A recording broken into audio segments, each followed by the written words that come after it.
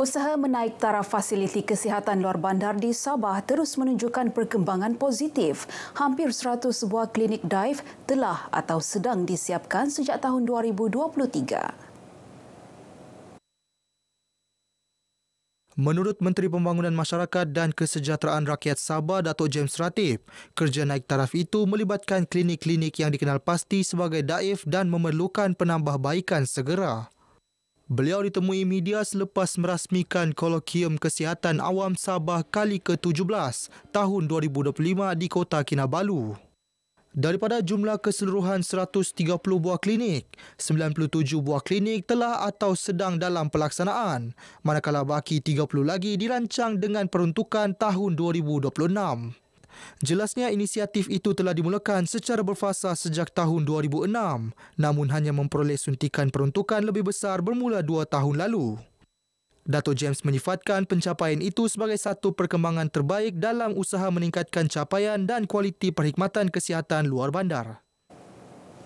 Kementerian Pembangunan Masyarakat dan Kesejahteraan Rakyat akan mengadakan perbincangan dengan Kementerian Kesihatan. Ia berhubung kawalan penjualan dan penggunaan alat rokok elektronik di negeri ini. Menterinya Datuk James Ratib berkata beliau akan mengemukakan cadangan kepada Menteri Kesihatan bagi memperketat kawalan terhadap produk alat rokok elektronik. Ia selaras dengan langkah beberapa negeri lain yang telah mengambil tindakan lebih tegas. Nanti besok saya akan bincang sama Menteri Kesihatan berkaitan dengan web di Sabah ini. Saya cadang besok. Sebab negeri-negeri lain ini tidak dibenarkan. Ini yang menimbulkan banyak penyakit ini, web ini. Membinasakan kesihatan. Penggunaan alat rokok elektronik dikenal pasti antara penyumbang kepada masalah kesihatan dalam kalangan rakyat. Justru tindakan sewajarnya perlu diambil untuk melindungi kesejahteraan masyarakat. Beliau turut menyeru kerjasama semua pihak agar inisiatif ini dapat dilaksana dengan jayanya demi kesihatan rakyat Sabah. Lebih banyak industri berkaitan minyak sawit termasuk biomas perlu dibangunkan khususnya di Sandakan. Ia bagi menarik lebih ramai pelabur sekaligus meningkatkan ekonomi penduduk setempat menerusi peluang pekerjaan baharu. Sandakan merupakan satu lokasi yang sangat-sangat strategik berkaitan dengan industri minyak sawit. So, sekiranya kita boleh terus menggalakkan pemain-pemain industri pelabur-pelabur antarabangsa dan domestik untuk melabur di Sandakan, bawa masuk kilang-kilang, mewujudkan peluang-peluang pekerjaan. So, ini sudah tentu akan membangunkan ekonomi untuk Sandakan. Beliau ditemui media dalam Expo Minyak Sawit Malaysia MAPEX 2025 di Dewan Hakka Sandakan. Mengenai MAPEX, Datuk Pong berkata Expo ini merupakan peluang kepada pemain industri membincangkan isu berkaitan industri sawit. Selain mengembangkan lagi potensi industri minyak sawit menerusi penggunaan sumber tenaga boleh diperbaharui. Penganjuran MAPEX di Sandakan ini merupakan kali kedua selepas penganjuran pertama pada 2023. Golongan wanita khususnya di luar bandar kini berpeluang meningkatkan pengetahuan, kemahiran dan daya saing dalam bidang keusahawanan. Ruang itu disediakan Institut Kajian Pembangunan Sabah IDS menerusi program memperkasa usahawan wanita muda Sabah, Kuasa Wanita, Kuasa Ekonomi. Pengerusi IDS Datuk Seri Panglima Aziza Muhammad Dun berkata, program seumpama mampu menjadi pemangkin kepada perubahan hidup wanita melalui pendekatan yang menyeluruh. Kita lihat dari segi pendidikan kan, kita dari segi pendidikan, kesihatan juga, itu semua diberi keperhatian. Bukan saja dari segi ekonominya itu kan, bukan saja dari segi untuk mendapatkan pendapatan, tetapi kesihatan juga diberi perhatian, terutama sekali di kalangan kaum wanita. Usaha membantu golongan wanita keluar daripada belenggu kemiskinan akan membantu membina keyakinan mereka untuk berdikari. Ia selaras dengan usaha kerajaan negeri memperkasa komuniti wanita sebagai ejen perubahan dalam pembangunan sosioekonomi Sabah.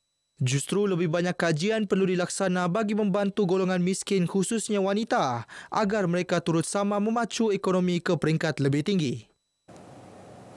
Seiring perkembangan dunia moden, kaum hawa kini tidak lagi hanya terperuk di ceruk dapur. Namun, golongan ini turut sama menyumbang tenaga demi mengukuhkan ekonomi keluarga. Dan amatlah membanggakan apabila wanita Sabah kini melangkah lebih jauh dalam dunia keusahawanan. Maznan Yunus ada butirannya.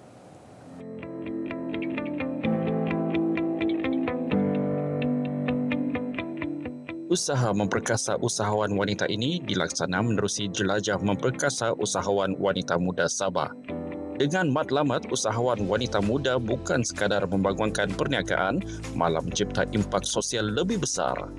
Inisiatif digerakkan Institut Kajian Pembangunan Sabah IDS dan Perbadanan Pinjaman Sabah SCC ini memperkenalkan pakej pinjaman di bawah program Daya Upaya Peluang Usaha Wanita Dayang.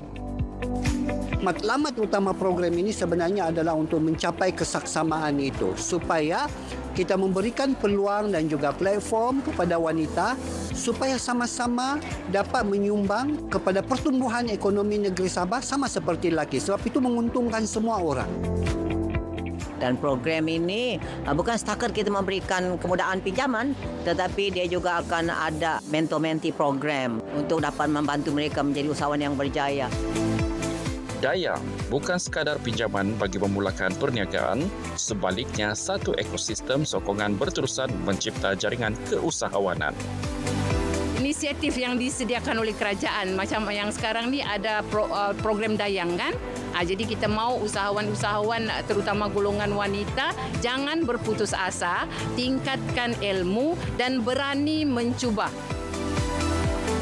Harapan saya untuk usahawan wanita di Sandakan ni lebih menonjol lagi di dalam perniagaan lah. Lebih memarketkan lagi perniagaan mereka dengan lebih aktif supaya kita dapat dilihat di pasaran luar lagi. Terbuktilah wanita menjadi pemacu utama merapatkan jurang ekonomi antara bandar dan luar bandar. Wanita juga mempunyai potensi, kemahiran dan keupayaan yang signifikan untuk menyumbang kepada pembangunan ekonomi negeri Sabah. Maznan Yunus, RTF.